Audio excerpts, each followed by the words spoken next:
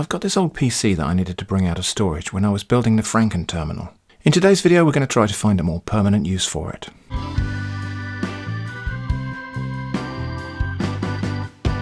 This will be the first of several videos. This one's going to be about just the initial rough physical build through to first power on.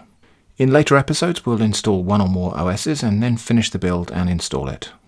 So this PC is fairly old. It's an Athlon 64X2 on a Gigabyte MA78 series motherboard, but the thing I like about it is the very broad range of supported technologies. For example, it has VGA, DVI and HDMI outputs, plus a lot of USB ports, but also a PS2 keyboard or mouse connector. This was actually what I needed when I was building the fake dumb terminal, as the keyboard I chose could only be programmed via a PS2 port. Adapters wouldn't work.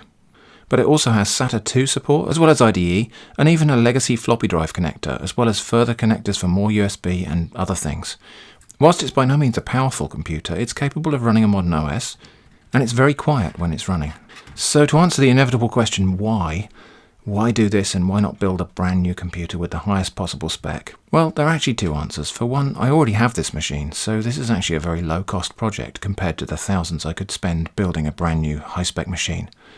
But also, some of the retro projects I like to tinker with require the legacy hardware support that a machine like this has built in. I'll be able to use this for a wide variety of tasks in my studio and workshops, such as sandbox testing and running my laser engraver. But I really don't like the big generic PC case it came in.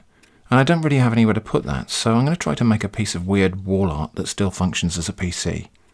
So the first thing to do was strip everything out of the case, which is what you've just been watching. I took the motherboard, drives and PSU out, as well as all the front panel connections, unfortunately destroying the main power switch and beeper in the process, but I can fix those later. I initially thought I was going to build this onto a framework of transparent acrylic and then box it in with more clear acrylic, so I bought one of those naked plastic bases and installed the motherboard on that. But I went off this idea. Acrylic is expensive and unforgiving to work with, and that idea was leading away from the original idea of hanging this on the wall. So instead I thought I'd aim deliberately for a sort of grunge, industrial, cobbled together by an amateur look, which is kind of lucky because most things I make come out a bit like that even when I'm trying for something else. I got a cheap slab of OSB and started installing the pieces flat on it. OSB is a cheap industrial substitute for plywood. I actually quite like the appearance of it personally, so I'm not going to try to hide it away. It's going to be the background. I marked and drilled holes for the motherboard, PSU and drives, then carefully installed them all in place. The drives are just mounted on simple stainless steel brackets. I wanted this to be a bit like an exploded diagram of a working PC, but I have changed the layout a little, putting the power supply at the bottom because thinking ahead to when this is hanging on the wall, the most convenient place for the power cable is the bottom. It does mean that the airflow exhaust is at the bottom too, which is not ideal, but this thing doesn't run hot, so I don't think it'll be a problem. There's a little bit of space left in 3 of the corners, so if I want to and can think of something, I can later add more components into these spaces.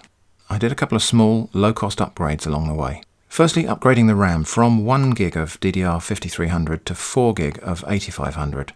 The motherboard will support 8 gig, but I couldn't find the right combination of size and speed, so I went with the highest supported RAM speed rather than the higher capacity of 8 gig at a lower speed.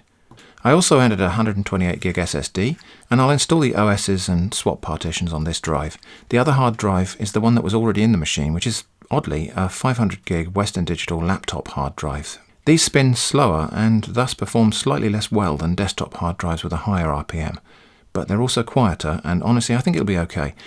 I can swap it out later if it's a bottleneck. One obvious upgrade that I'm not bothering with is the graphics card. There is a PCI 2e slot there for one if I wanted to upgrade, but I'm not planning to play games or render video on this, so I'm just going to go with the onboard graphics for now.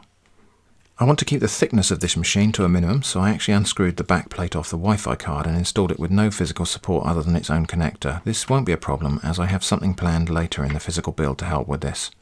Then I set about cabling everything back together, and I'm purposely, well, sort of purposely, not going for a strict, super neat wiring layout, mostly because that would either require adjusting cable lengths and re-terminating them, or laying out with a design dictated by the existing cable length. So this computer is going to have that typical cable tangle look that you might see inside an older ATX style PC, but that tangle works well with the desired rough and ready appearance I decided on. So with nearly everything installed, I hooked up the front panel connections. I soldered a new power button and beeper, and it's time to power up and see if I manage to do all of this without killing it. And it looks like we're okay. It powers on and the new memory and SSD are detected okay, and that's pretty much as far as we'll take it in this episode.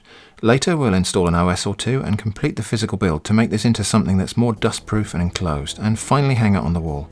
If you're watching this later when I have made those episodes, links will be in the cards and description.